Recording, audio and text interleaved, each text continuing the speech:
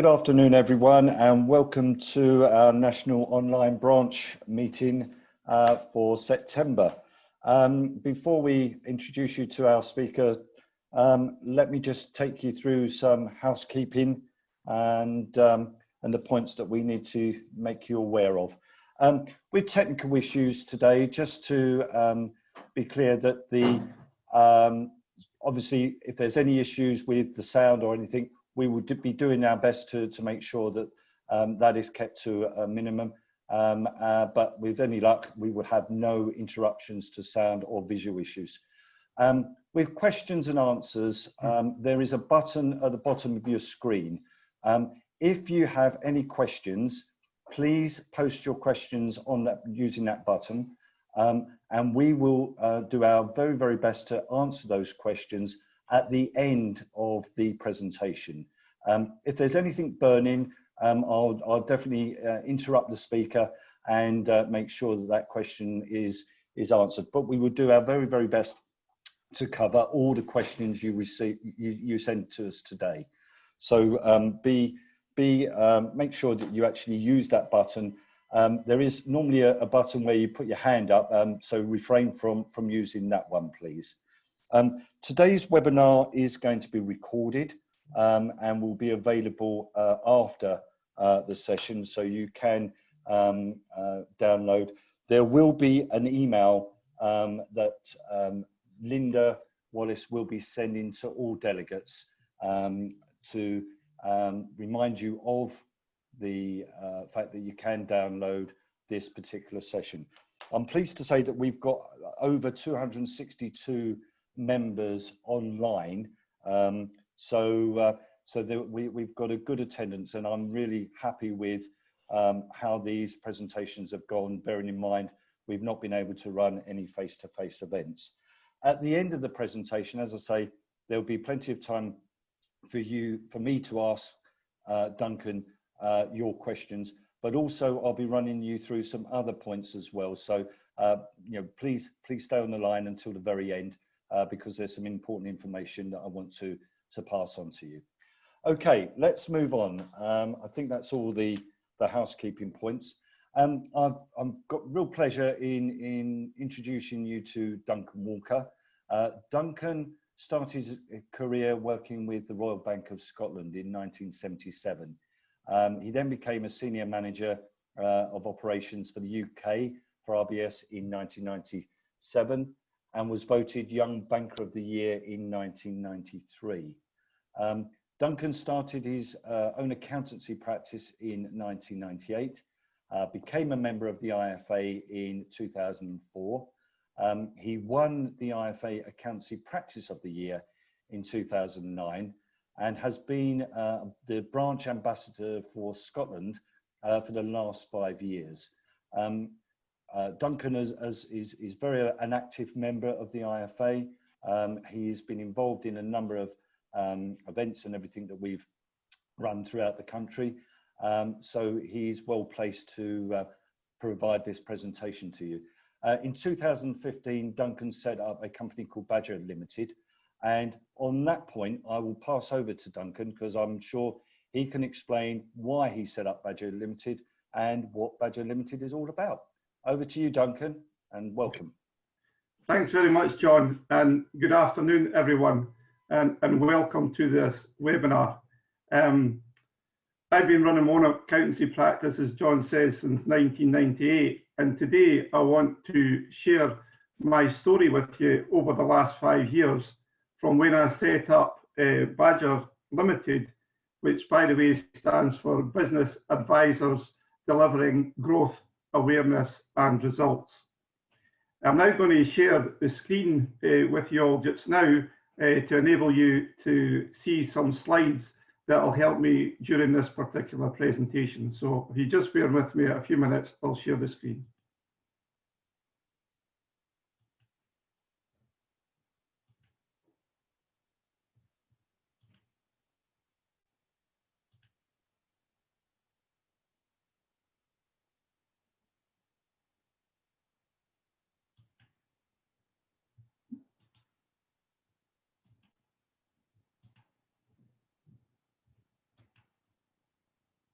Okay, everybody, hopefully you can now see the first slide up on the screen there. And today's topic is how to future-proof your accountancy practice. And as I just mentioned earlier, I'm going to share with you my story over the last 5 years since I set up my own business advisory company, which coincides with my accountancy practice called Duncan Walker Partnership. And what it's done for me over the last 5 years primarily is helped me to retain existing clients and attract new clients whilst increasing my advisory fee income at the same time. So it's been very beneficial for me. I'd like to share my story with you this morning so that hopefully you can learn from my experiences to benefit your own practices out there in the UK.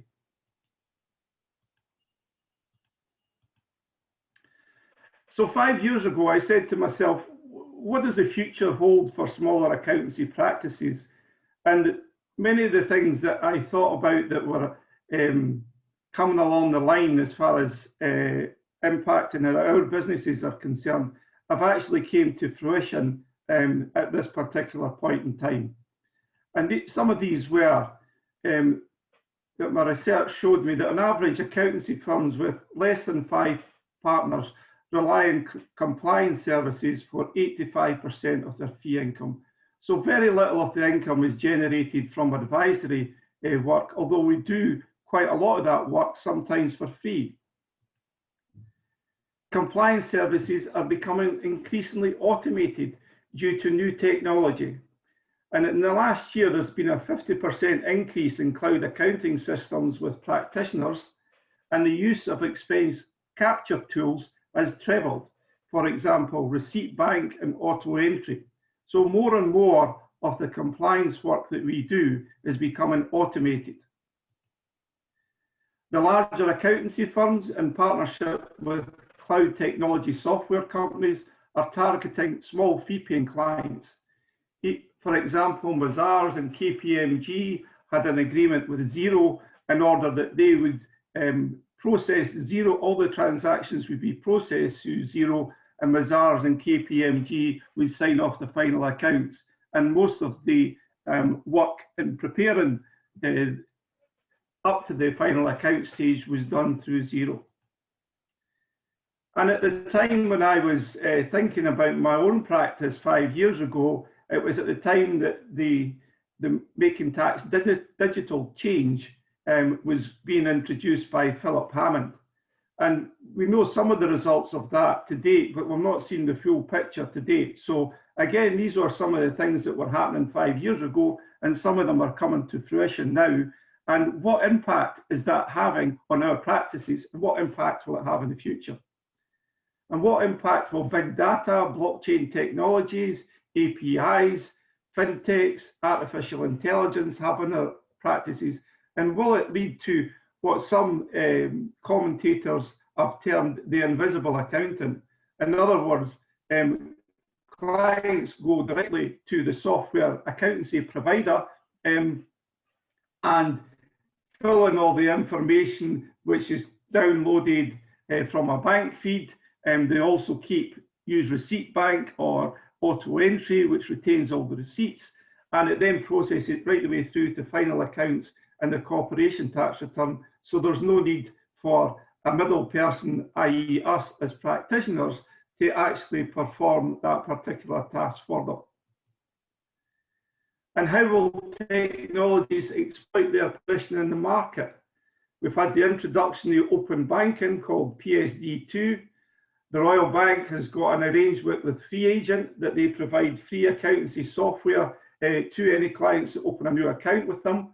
And I'm sure that's going to progress in the future to closer collaboration between the two of them, again with a view to providing an all-encompassing service to the client, and again a danger to us in the smaller practices arena.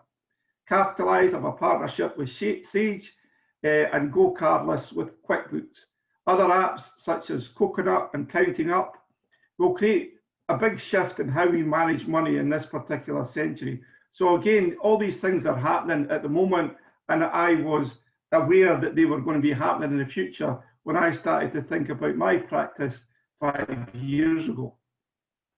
And obviously, as we're all aware, most recently we've had the impact of COVID and the impact on our relationships with our clients, having to interact with our clients in a different way and having to communicate with our clients in a different way. And it certainly gave a big push towards the digital arena and the way that we interact with our clients and the way our clients meet with us and provide us with the information that we require to provide that compliance service. So 5 years ago, I said to myself, well, what is going to be the future for a typical SME owner-manager? And how are they going to distinguish between one firm of accountancy practice and another? Is it going to be based on price or value? And what can I do to future-proof my business? And it's the same question that I'm sure a lot of you are asking yourselves today. I certainly didn't want to go down the price route, i.e. trying to reduce my price to compete with everybody out there in the market that was providing compliance services. I really wanted to be able to provide value-added services to my client and be able to provide a service that was value for money for them and not just the cheapest in the market. So my aim was to support my SME business clients and support their ambitions.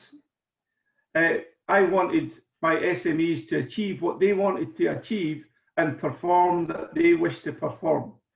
And whether that was in terms of looking to grow their business, looking to maintain their business at its current level of profitability and size, whether it was helping those SME owner managers with any particular problems that they had at any point in time and helping them to solve it, or whether it was helping these SME clients to exit their business altogether and get the proper value for that particular business.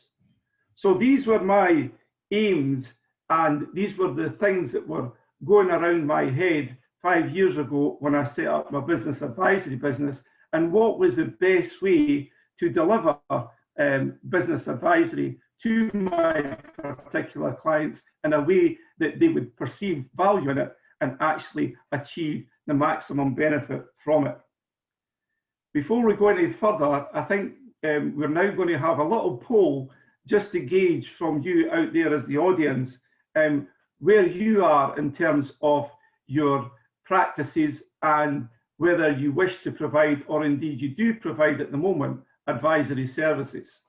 So the poll's just running there at the moment, and I can see quite a lot in the yes bracket at the moment that people provide advisory services, and that's very encouraging.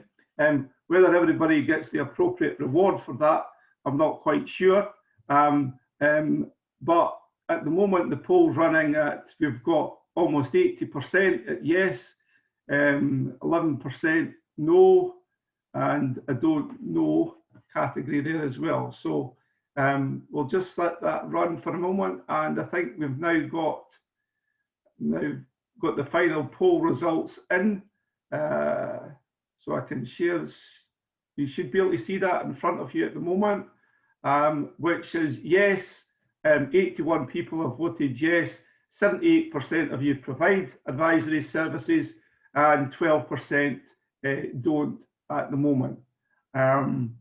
We've got an 11% there that don't know, okay, if they're going to provide it or not. That's very interesting. We're going to do another little poll later on in this presentation, and we'll see how things turn out after that. But thanks very much for doing that at the moment, and that's the results there out. Okay, so you should see those particular results in front of you now. I'll now move on. So these were my aims when I launched my business advisory company, Badger, 5 years ago. And these were the things that I was thinking about that would be some of the challenges that we faced. So, and again, as it was then, and as it is even more so now, times are changing, especially because of the impact and the threat of COVID to many businesses out there. So what do we need to do about this? Well, we need to embrace new technology and the changing needs of our clients so that we can turn these threats such as COVID-19 into opportunities. Don't look at it as a doom and gloom scenario. It's got to be an opportunity, because with every threat, there's always an opportunity. But cloud account technology is not enough. It has to form part of a wider client engagement and relationship building. And this is what I thought. Obviously, COVID-19 wasn't a threat then, but all the other technology threats were a threat to my existence as far as providing compliance services concerned. So I didn't want to just move into cloud technology, which I did, but also make it part of a wider client engagement and relationship building. So and at the time, what did research tell me consistently about what our clients want and will increasingly demand? And it's even more so now. Clients want us to be proactive, not reactive. And they want services and access to these services in real time and 24/7. And the new technology, the cloud technology, the expense capture tools that are out there at the moment provide us an opportunity to provide that real-time 24/7 service, okay, from anywhere in the world, as long as your client has got access to Wi-Fi. They also wanted to understand their drivers' goals and wealth creation objectives. What really makes them tick? What drives them forward? What makes them get out of bed every morning? And what do they want to achieve in their business? They want help to guide and advise them on a way forward for their business. So they're looking to us to help them to achieve their wealth creation objectives and their goals. And be with them for the long haul, during the good times and the tough times. And I think most of us have proven over the last 6 months that we have been through quite tough times with them, and hopefully we'll continue to be with them throughout this particular period and be with them when they come out of it at the end of the day.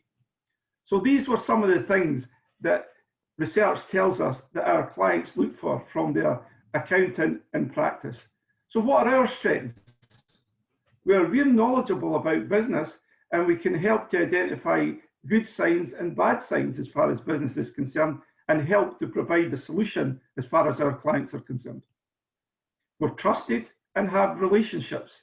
The software companies that are a big threat to us at the moment don't have the trust and the relationships that we have. So we have a big advantage if we use that advantage to our benefit. We have a network of professional contacts. Everybody in whatever area of the UK that you operate on will have contacts out there that are specialists in other areas that it can point your clients in the right direction. And we can help clients set a strategy for their business and bring best practice ideas to them.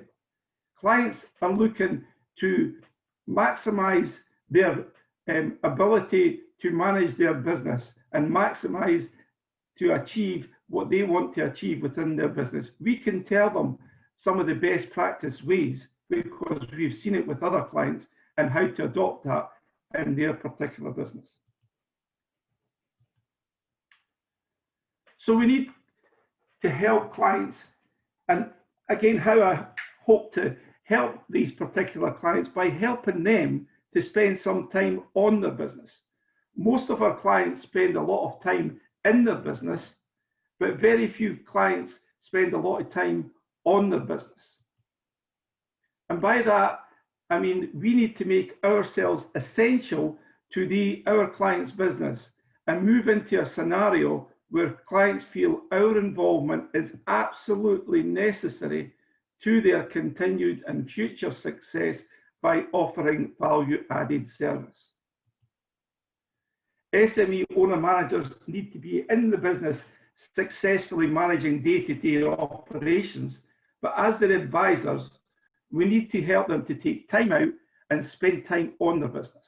These were all the things that I was thinking about 5 years ago. These are the things that we need to make ourselves be, and I wanted to be within my business and my particular area for my clients. And helping our clients to create a well thought through, focused and prioritized strategic action plan that addresses the key challenges, barriers and opportunities ahead will help us make us essential by adding value to their business. All very well and good, you may say, but how do you achieve all that? Well, how I achieved it and the approach I actually took at that time was I adopted a structured approach for my clients. And we needed to adopt an approach that takes us through all the key business influencer areas with our clients, reviewing each element objectively to identify the key challenges, opportunities, and barriers that they face. And the key areas I identified at that time that need to be considered when you're helping your clients create a strategy for their business going forward is, what is the product that they actually produce and sell? What is the service they actually provide? Who are the people that they actually use, and how do they use them to help them in that particular process? What are the processes within the business to enable them to provide that service or provide that product? How do they make people aware of them, and why should people go to them? So what is their sales and marketing strategies? How do they finance the business? Where do they get the finance from? And what is their use of technology, and how do they manage their time? These were the 6 key essential areas that I identified at the time that we need to look at as far as our clients is concerned, to look at the opportunities and barriers to help to prioritize the things that they need to prioritize to help them to achieve their business objectives. And this will help them to identify key business objectives. And what I've helped my clients to do over the last 5 years is to help make them smart. And by smart, I mean specific, measurable, achievable, relevant, and time-bound, which is prioritization. So these are all the things that I was thinking about at that particular time 5 years ago. So what did I do to actually bring all these thoughts, these concerns, these wants as far as the clients is concerned to make me essential to their particular business? Well, I managed to put it all and designed and develop a 2-day workshop or a 2-day course, and I called it the 6 Steps to Success for SME owner managers. And what that 6 Steps to Success workshop consists of over 2 days is we really drill down and help our clients to identify why are they in business? What do they want to achieve in business? And what do they want to achieve in the short term over the next 12 to 18 months, because that's the most manageable. And then to prioritize which ones is most important to them. And really drill down to make them specific, measurable, achievable, relevant, and time-bound objectives. And we did this in the 2-day workshop. So at the end of the workshop, they come out with 3 or 4 really main objectives for their business, whether it be profitability, resources, growth, or whatever. We also looked at the 3 Ps within their business, i.e. the processes they use to provide the service or product that they're in business to do, the people that help them to do so, and the product and its relevance in the current marketplace that they're dealing with.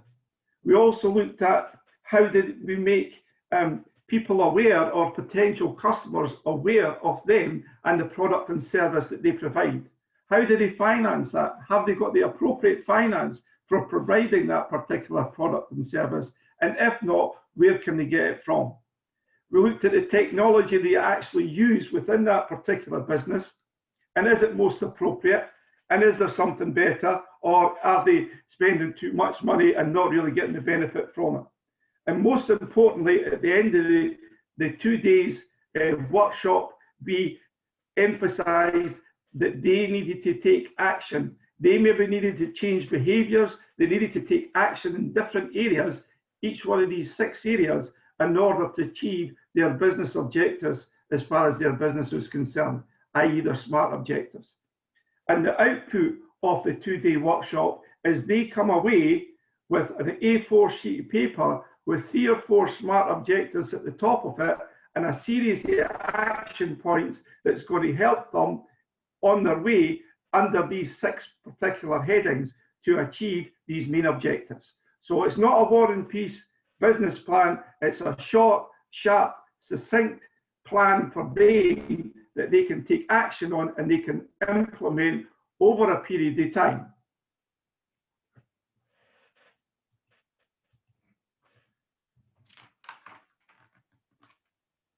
And I think now, just before I go on to the next part of this presentation, we're going to have another little poll here. If you just bear with us just now, I think the questions will be coming up.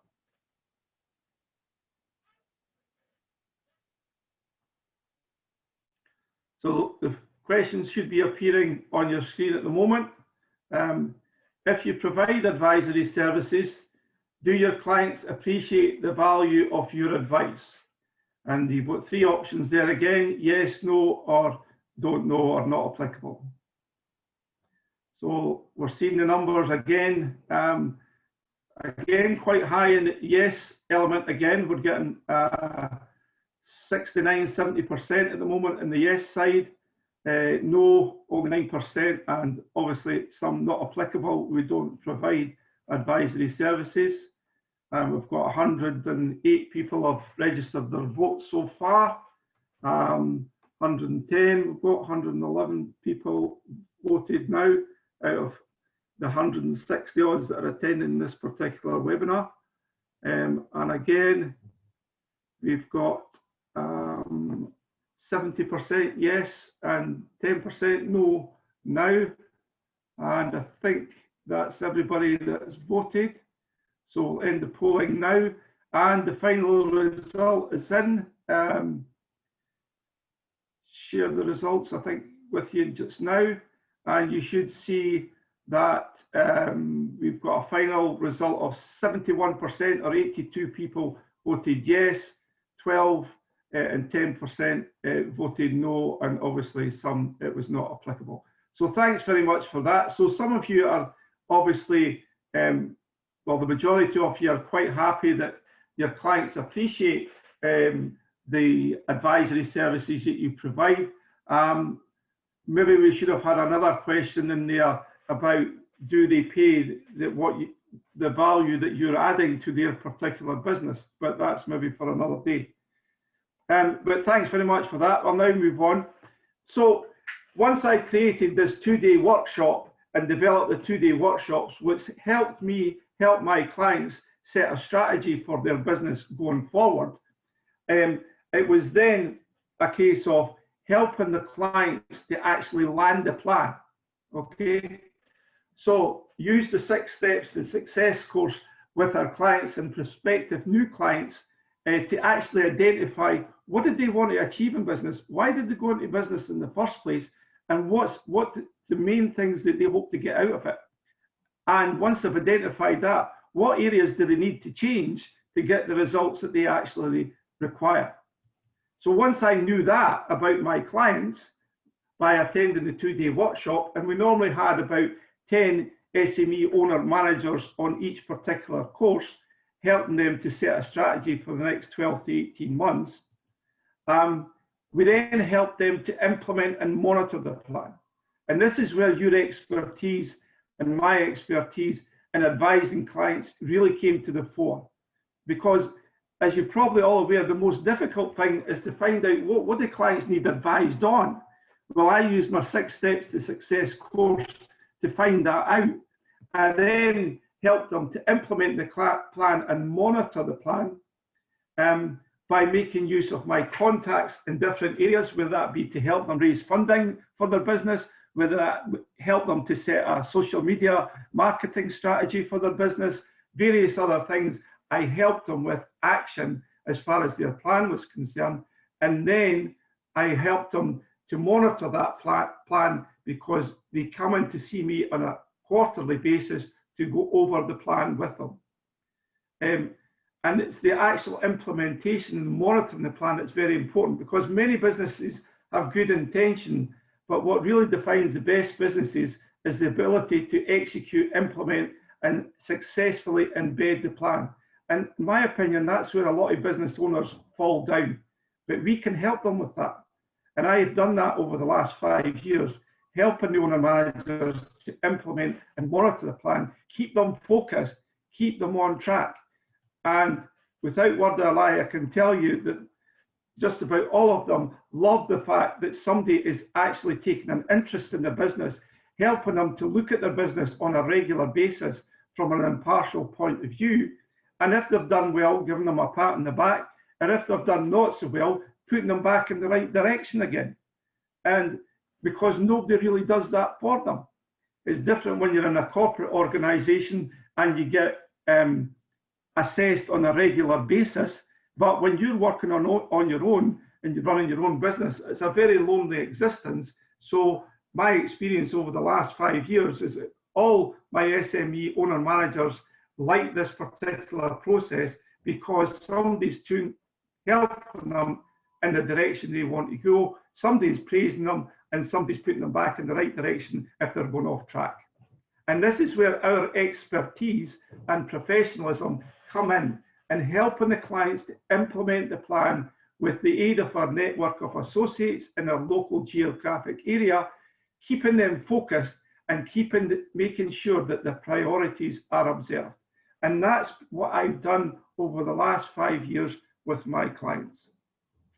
Helping them to track and monitor and redirect the plan ensures they'll keep on target and heading in the direction that they want to go in. And when they've come on the course and they've attended the course, it's them that's prepared the plan. So they've got enthusiasm for that particular plan. They want it to work because it's them that's drawn it up. It's not me that's told them what to do. It's them themselves. I've just guided them and facilitated the 2-day course to help them in that particular direction to identify what it is they want to achieve. So the success course for me is my lead generator in order that I can get in to provide more specific advisory work and monitoring work as far as my client is concerned. And the only thing that I charge them for going on the 2-day workshop is £150. And most of them don't mind paying that, but the benefits they get from thereafter are tremendous. And the same for me, because it identifies to me the areas that the clients need advice on and help on as moving forward. What I'm just going to tell you now is just a little bit of experience, because I've probably run about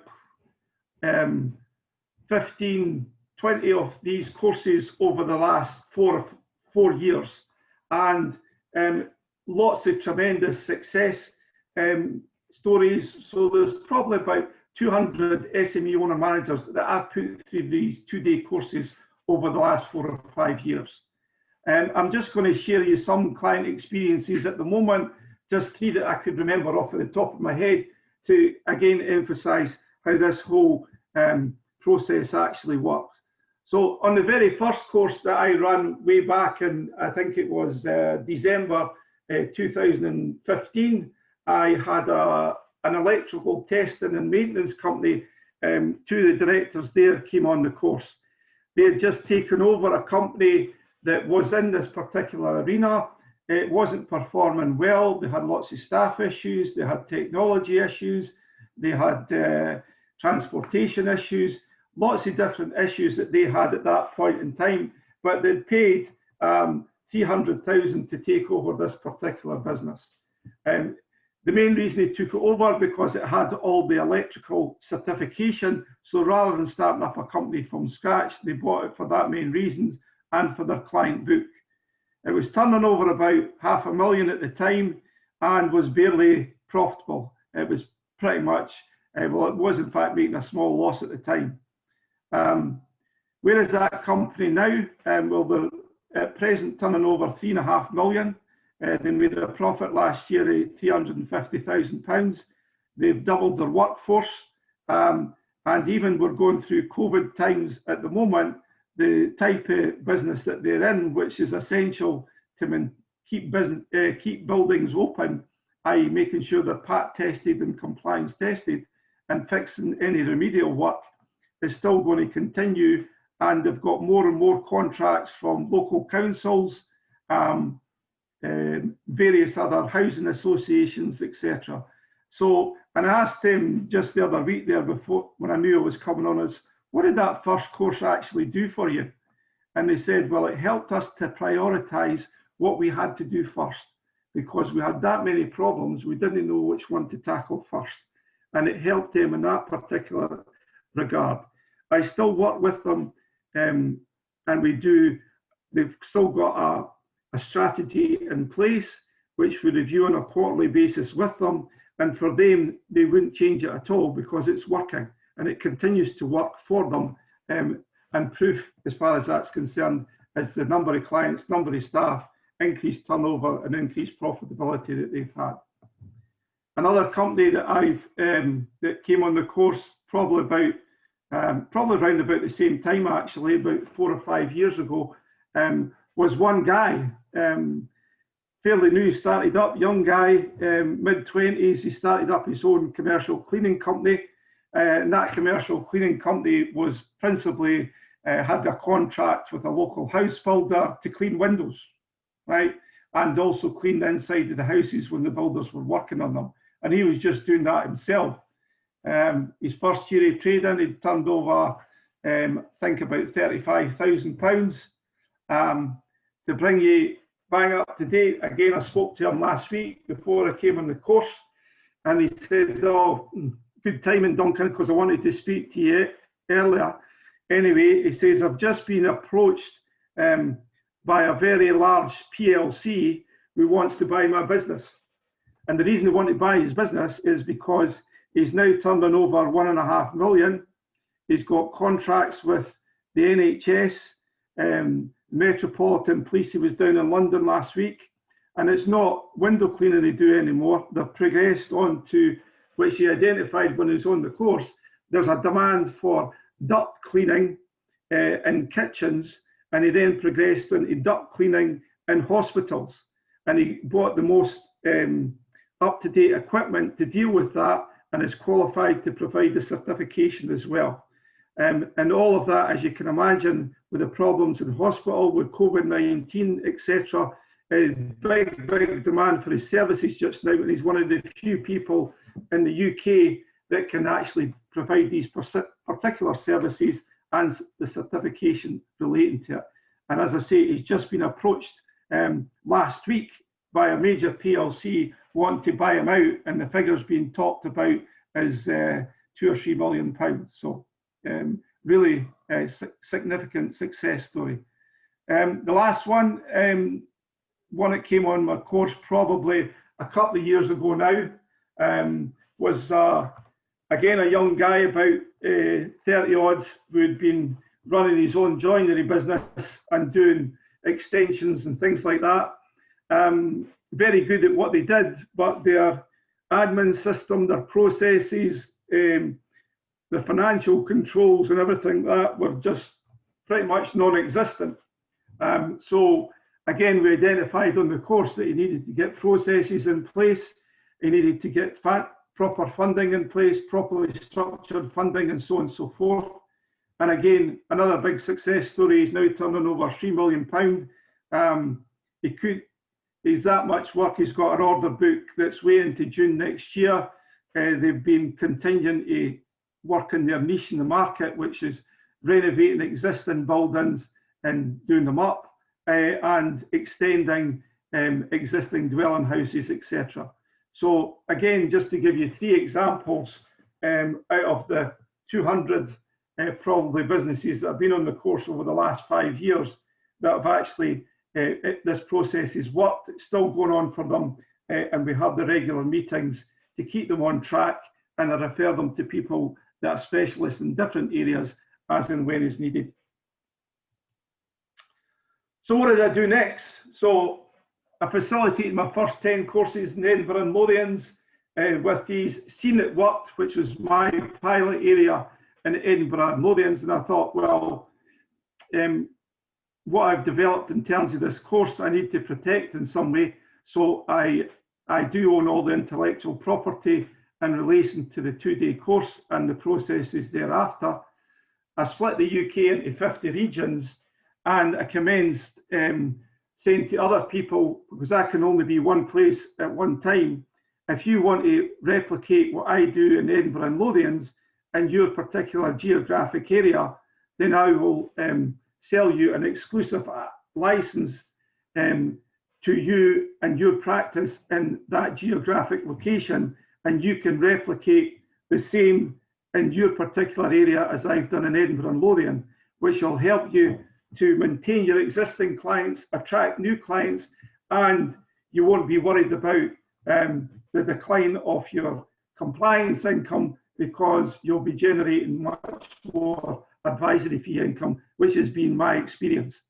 So I do have, at the moment, about half a dozen license holders throughout the UK. So there is opportunities for other people if you want to learn more about this. The license fee, just to let you know, it's not some huge, enormous figure. It's only £1,000 per annum that I sell a license fee for, and that means you get all the materials for running the course in your area, all the support that you need in order to implement it and make it work for you, and watch the advisory fee income in your particular area go up, because it's what your customers want. Certainly it's what my customers want in this particular area. So if you're interested and would like more information, then contact either me or my manager for the compliance side, which is Martin Dundas, at inquiries@badgerlimited.co.uk, or you can telephone either of us on those particular numbers. We would be delighted to hear from you.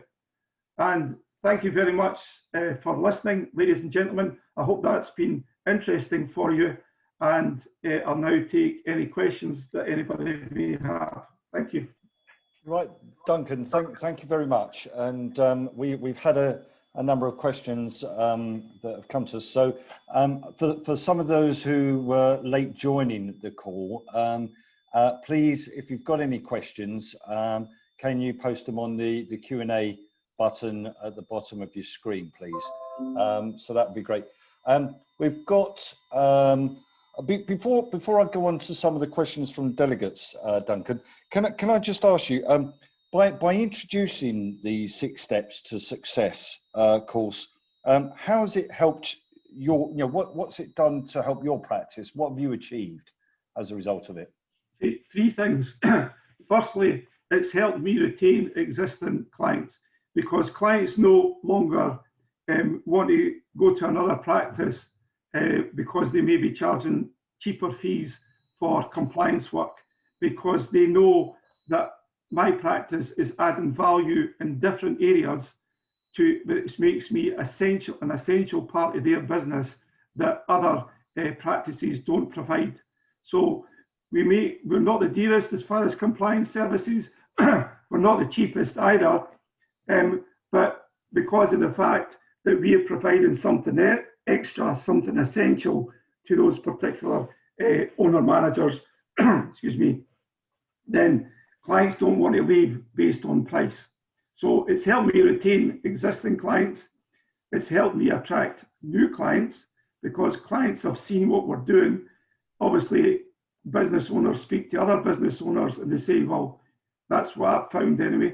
You need to go on this course and work it through, and then you've got a strategy and a roadmap for your business going forward, and you get the help and assistance of Duncan and his team to actually help you do that.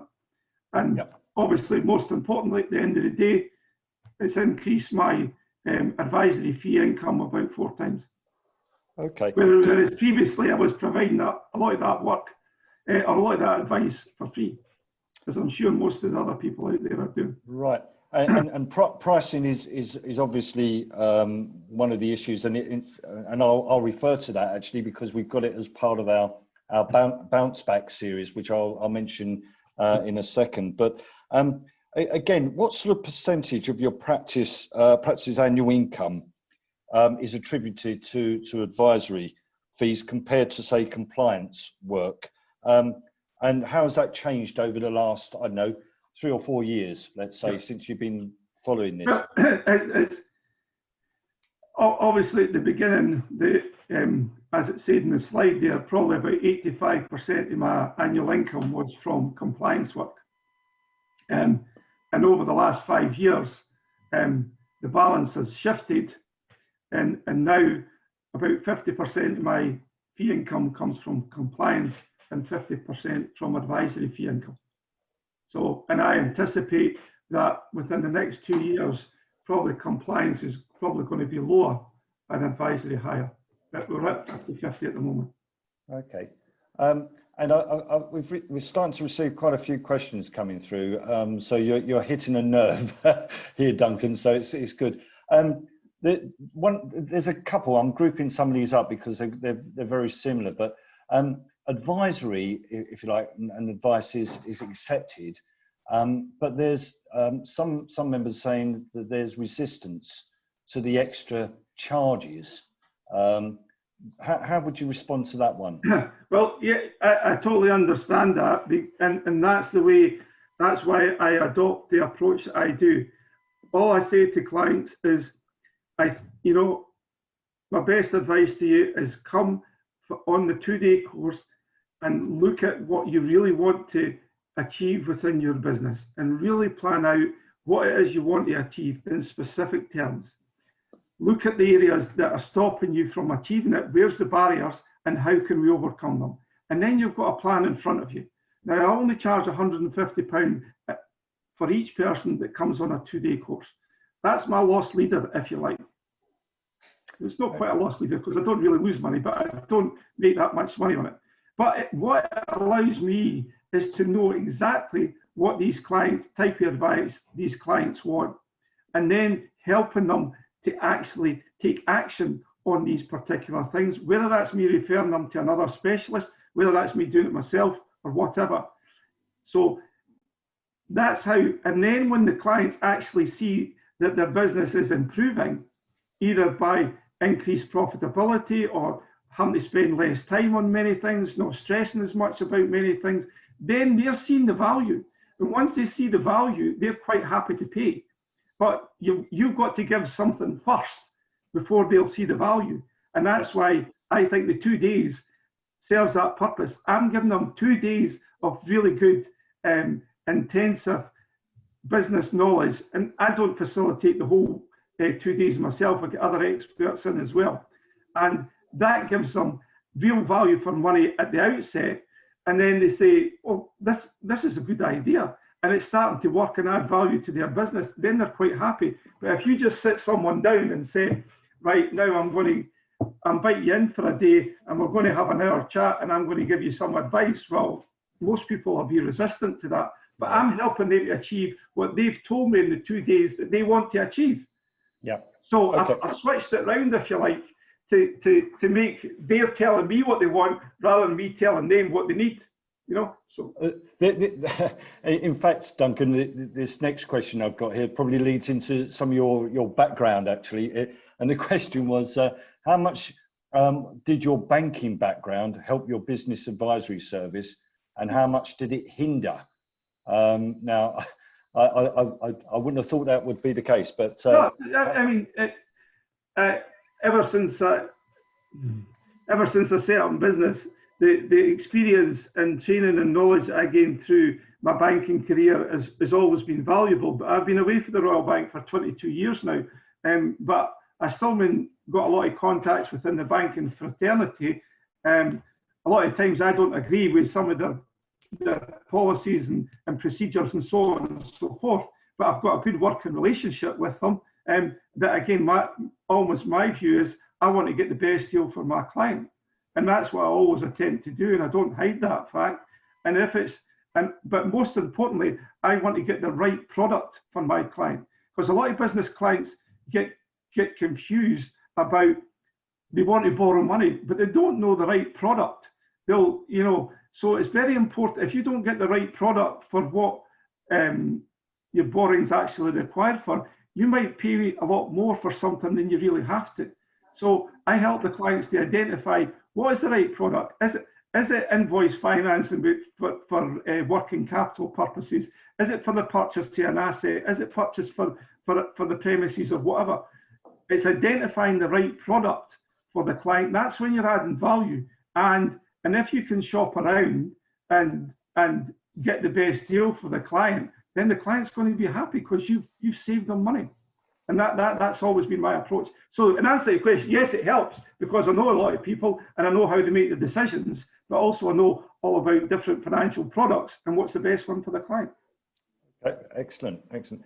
And I've got a question here about how much is the cost of your license? Is it a one-off or is there a yearly charge for what you're offering? It's £1,000 per annum.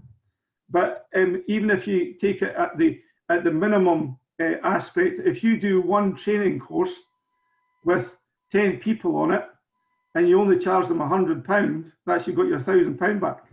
Because I don't take anything else. It's just a one-off fee. Any income that you generate, whether it's training income, advisory fee income, monitoring income, you keep it all. I just want £1,000. And again, I'll be perfectly honest, what I want to achieve, and that would be the benefit for everybody, is to create a network throughout the UK of practices who provide the 6 Steps to Success program. And if we've got a network, then the opportunity to do deals with accountancy software businesses, banks, and so on and so forth is tremendous. And I've spoken to them all. And they've all said, come back to me when you've got your network. Because what most of the banks and other financial providers and accountancy software providers find is people buy from people. Okay, they don't buy from a social media advert. It creates awareness, but they don't buy from that. They always want to go and speak to someone. And that person they want to go and speak to is the local accountant. And if he can tell them more about that particular financial product, or about why they should use that accountancy software, then they'll trust them and they'll buy it.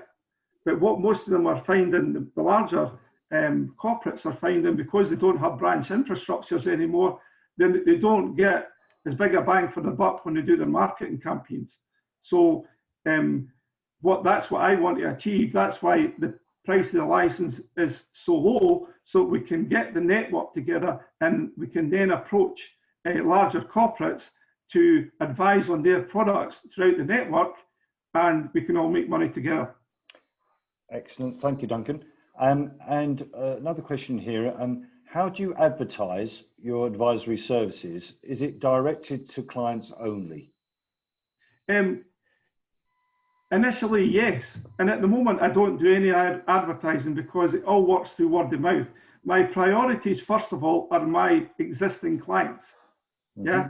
And we obviously speak to other clients, other business owners, and then they become clients after they've been on the course. So most of the time, it's come from referral from people that have already been on it. But first of all, I selected clients within my bank of clients that I had, and again said to them, I really think you should come on this. What's the cost? Is the first thing they said to me, and I says, well, I think the first one I charged, it was £150 or something. 150, 2 days. Okay. And then it just went from there. But everybody that's listening here now, if you are in practice, you'll have your own bank of clients, and you'll probably be able to select 10 that would be appropriate to come on something like this. And as I say, if you get 10 and you only charge them £100, that's you got your £1,000 back. Okay, Duncan. And earlier you mentioned about you sort of involve other experts. What the question is what other experts do you sort of bring into this program? Well, we go through 6 particular areas. My expertise is in the finance one, so I normally run that particular session. But I bring in, when we do the marketing one, for example, I'll bring in local people that I know that are social media marketing experts, right? So they'll run that session. They do it all for free because they're getting a captive audience of 10 people. They'll do that session and tell them what they can do for the people that are on the course. And most of them nowadays, they'll charge you a monthly fee and they'll manage all your social media for you. And again, this is one thing that I found with a lot of SME business owner managers. They try and do everything themselves rather than get experts involved and pay them a small monthly fee and use their time to do what they're good at. They spend time doing something that they're not good at and they forget they can get somebody else to do it. They don't have to do everything themselves. And this is one of the things that comes over quite clearly when you start running these courses. Why are you trying to do social media yourself when you're providing a joinery service or whatever? You know, it's just nonsensical when you can be earning more money using that time and getting somebody to do it for you. So I'll use them, I'll use employment law and HR people to do the people session that we run through the course. Then again, I'll have somebody in from a finance provider, be it a bank or an invoice finance company to do that particular session. So, and I'm sure most people out there, I'll be associated with various people that provide these services will be happy to run a session locally for them when they've got a captive audience of 10 people. Okay, and I should point out, you know, with being a member of the IFA and the membership benefits and the strategic partners we have, it's about building relationships. It's having that relationship with the appropriate experts within their field. So, you know, it's building those relationships that's going to be the success to all your businesses. There's another question here about clients know their business best. So how can I advise them to be more productive? Absolutely. Clients know their business best, but what you're getting them to do is to identify where do they want to take their business. What is their priority? You identify that you're here now. Where do you want to be in 12 months, 18 months time? What do you want to achieve in terms of profitability of their business? Do you want to still be providing the same service? Do you want to diversify in any particular way? Do you want to move premises? Do you want to, what is it you want to achieve in your business? And that's all we help them to do, is to actually identify what is it you want to achieve and look at each area of their business. Is there something else you can do? Where's the barrier? What's stopping you in that area? Is it lack of funding? Is it because people don't know about you? Yeah. Is it because you've got the wrong people? What is it that's stopping you from achieving that? So we don't tell them how to do their business better. We just bring it out from them, and they gain from the interaction between the other people in the room at the time. And I just facilitate and bring out their ideas and the problems that are stopping them from achieving what they want to achieve. Yeah, and it's back to the trusted business advisor, because you know you for all the will in the world, you're not going to be an expert in every single area. No, but I'm not.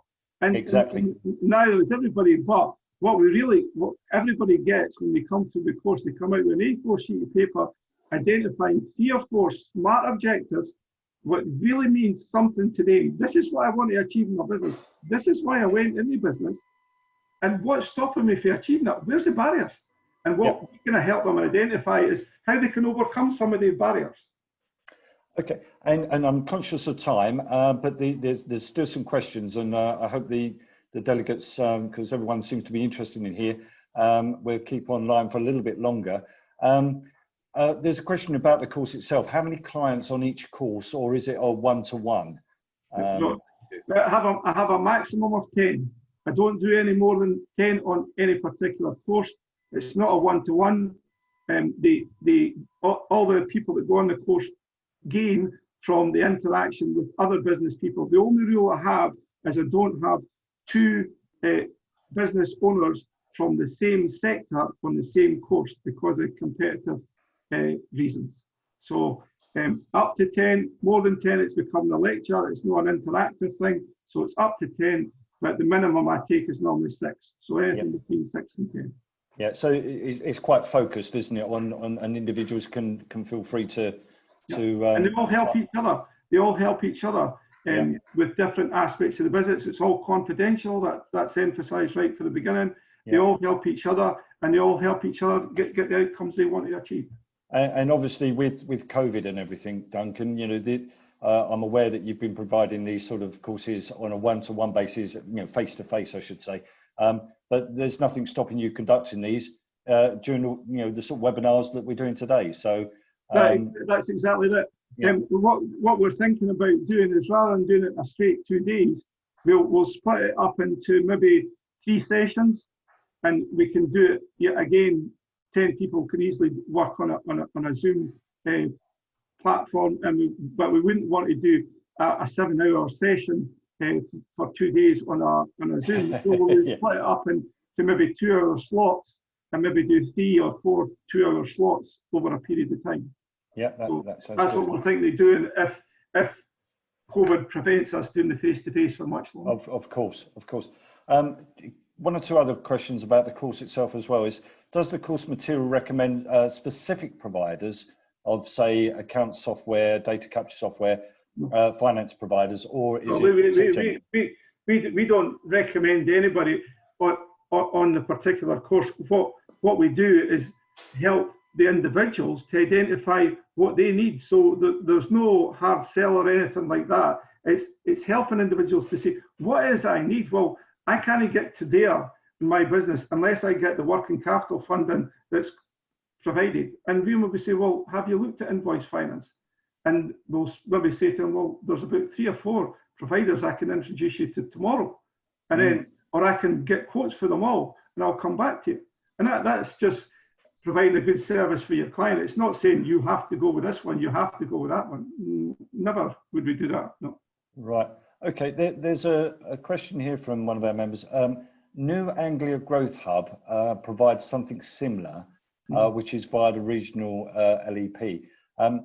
As it's a government funded and it's free by the sounds of it, so how do you encourage people to pay £150 for this? Well, we've got something similar in Scotland. We've got Business Gateway up here in Scotland, and they provide various workshops. And they're usually 2-hour workshops on various different, how to sell your business and all this type of thing. Dare I say it, the quality is not very good.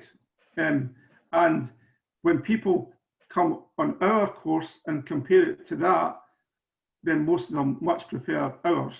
And the reason for that is because we cover every aspect of their business within a short period of time.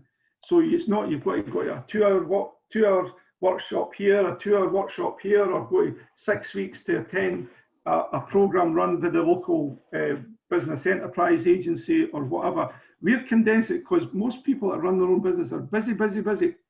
They don't want to take loads of time out of their business to go on a course that is not going to end for 6 weeks or whatever. That's far too long. So that's why we do it on a short, sharp 2 hours, really focused period, and then they're off and running after that. So it's all condensed, and they're getting the interaction with other people.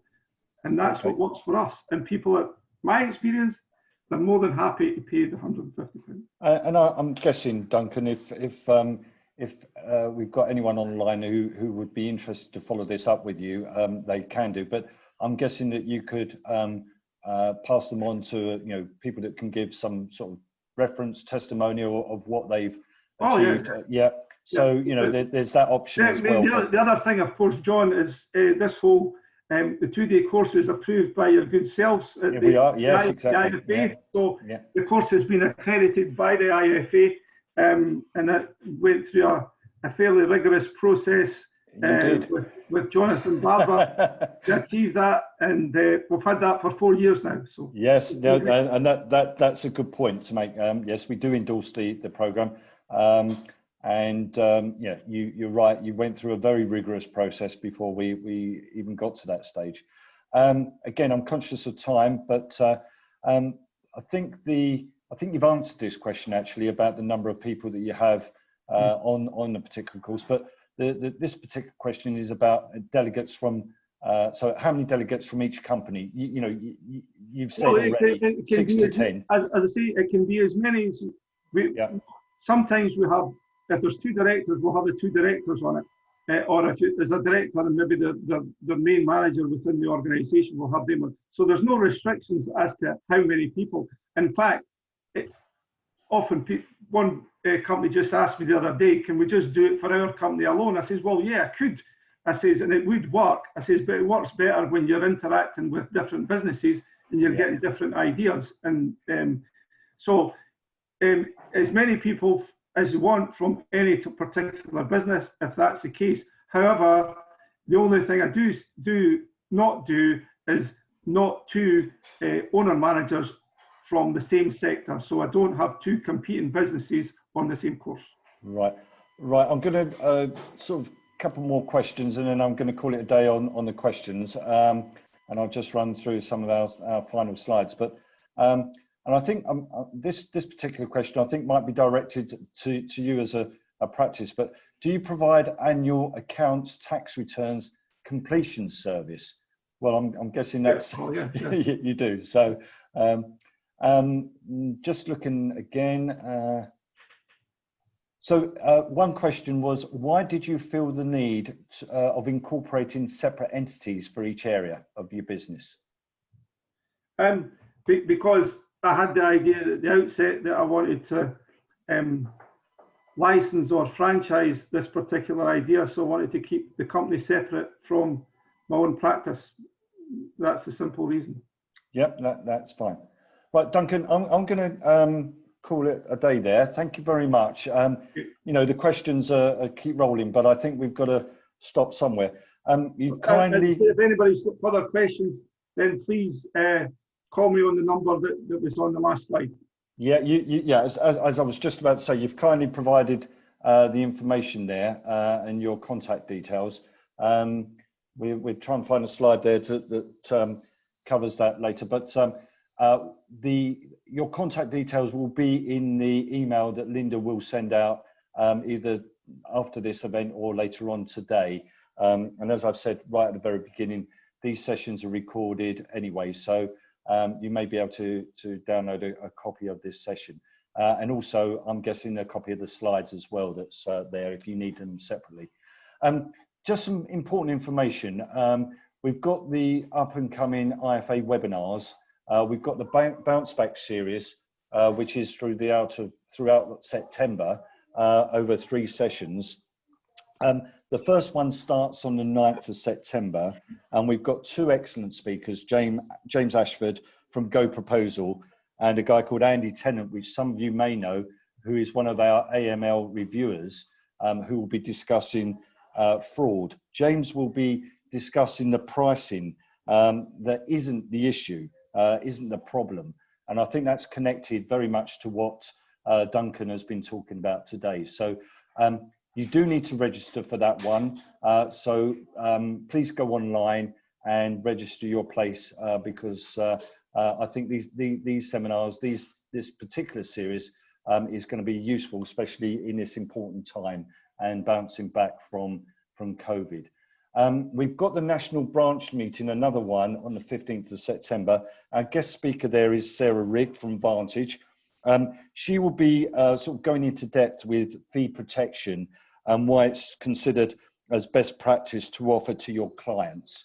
Again, it's back to that advisory side of things and the importance of having the fee protection as part of your business. We've then got a number of other webinars that Matthew Shaw will be conducting. That's on the 8th of October, the 22nd of October, the 12th of November, and the 3rd of December. We're close to finalising the tax series that will start on the 4th of November. That's because of the success of the first one that we ran in July. So that one will be taking place again with new presenters, new topics for you to cover. So, and finally on this slide, we've got the local branch surgeries. which I'm aware we've got Leeds, Scotland and Leicester coming up, and we will be extending that beyond to other local branches as well. Okay, on my final slide, important matters, CPD requirements. It's important, you know, there's a requirement from the IFA as well as from other professional bodies to complete at least 40 hours of CPD. So that's why these events are important, and now's the time to actually do it. And those events that I've just been mentioning earlier are important. So get yourself registered, because it's all adding to your CPD. A reminder here on the COVID resource pages, we have got a dedicated page that's keeping you and your clients, because you can use this information to update your clients on the latest situation with some of the guidance being received from government, as well as HMRC, etc. On that same page, we've got our member support group, which is there. If you've got any issue, if you're unsure about something, we've got a member support group that's local to your particular area. So you're not on your own. If you need someone to chat something through with, then we've got a member support group that can help you. They may not be able to give you specific advice, because the best person who knows their client is yourself. But they will be able to give some guidance and some direction as to what you need to do. 2021, I know it seems a long way away, but it's not. It's only 4 months away. We're at that time where we're sending out the renewals. They will be coming out to you in October, the first or second week in October. You'll be pleased to hear there'll be no increase in your membership fees. It'll be the same fee as you paid for 2020. So that's some good news there. And just a reminder that you need to complete, not only pay the fees, obviously, but there's the mandatory member declaration that you need to complete as well. So that's in regards to your membership renewals. For the firm renewals, for those of you who are on practice, the firm fees renewal and invoice will be sent out at the same time, but it'll be a separate invoice. And you'll be required to complete the mandatory firm return. Unfortunately, we've had to increase the member firm fees by 2%. So for a sole practitioner with one office, etc., we're talking about an extra £4. And that's because of the additional regulatory requirements that we have to deal with regards to OPBAS, as well as other information that we have to provide to HM Treasury, etc. So it's covering those additional costs, but we've tried to keep that very much to the minimum. So that's what's happening in the next few weeks in October. So finally, I would just like to say thank you to Duncan again for an excellent presentation. Thank you for your participation and your questions, and look forward to for you to join us onto the next national branch meeting on the 15th of September. So thank you very much and enjoy your day.